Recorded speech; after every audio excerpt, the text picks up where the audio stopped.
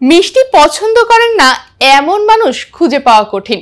সুস্থ মানুষ তো বটেই, স্বাস্থ্যগত কারণে চিকিৎসকের বারণ থাকলেও অনেকে গোপনে 2-4টি মিষ্টি খেতে ছাড়েন না। ব্যাপক এই চাহিদার কারণে রাজধানী ঢাকার অলিতে গলিতে গড়ে উঠেছে শত শত মিষ্টির দোকান। কিন্তু বিপুল পরিমাণ এই মিষ্টির উৎস কোথায়? মিষ্টির নামে যা বিক্রি হয় তার সবটা কি নিরাপদ? সরেজমিন ঘুরে উত্তর খুঁজেছেন তুহিন ভুইয়া। ক্যামেরায় ছিলেন মঞ্জিল মিয়া ও জুয়েল রহমান।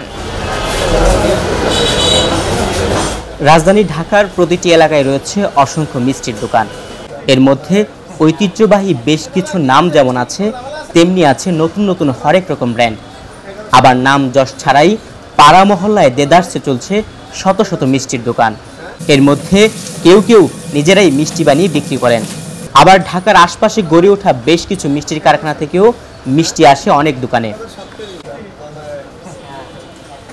মিষ্টি বানানোর একাধিক কারখানা ঘুরে দেখা গেছে নিম্নমানের ও মেয়াদোত্তীর্ণ গুঁড়া দুধ, আটা, ময়দা মিশিয়ে ছানা তৈরি করা হচ্ছে। ভেজাল সে ছানা দিয়েই তৈরি হচ্ছে মুখরোচক মিষ্টি। কারখানার ভেতরের পরিবেশও অস্বাস্থ্যকর।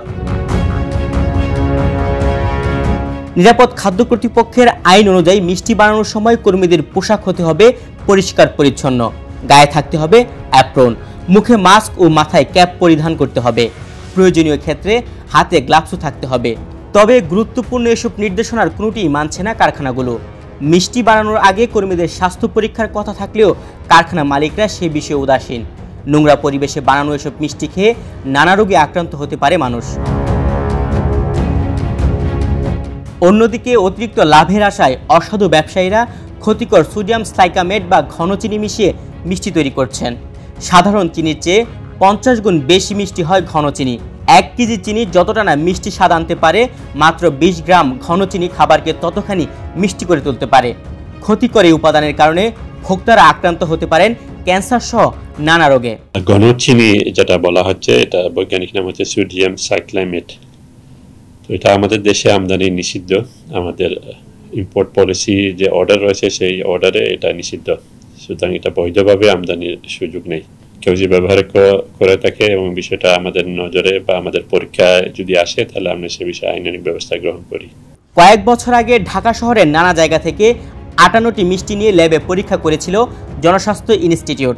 এতে দেখা গেছে 50% মিষ্টি ভেজাল। এর মধ্যে 33টি নমুনা পরীক্ষার অনুপযোগী। বাকি 25টি পরীক্ষা করে 13টি মানসম্পন্ন এবং 12টিতে পাওয়া যায় ভেজাল। সন্দেশ ও ছানা জাতীয় 17টি মিষ্টি পরীক্ষা করে 13টি পাওয়া যায় মানসম্পন্ন, 3টি ভেজাল এবং 1টি পরীক্ষার অনুপযোগী। মিষ্টি কারখানার পরিবেশ কিংবা উৎপাদিত মিষ্টির মান নিয়ে নানা অভিযোগ থাকলেও কারখানা মালিক কিংবা কর্মীদেরকেও এ নিয়ে কথা বলতে রাজি নন। তুহিন ভুইয়া, বাংলাদেশ প্রতিদিন।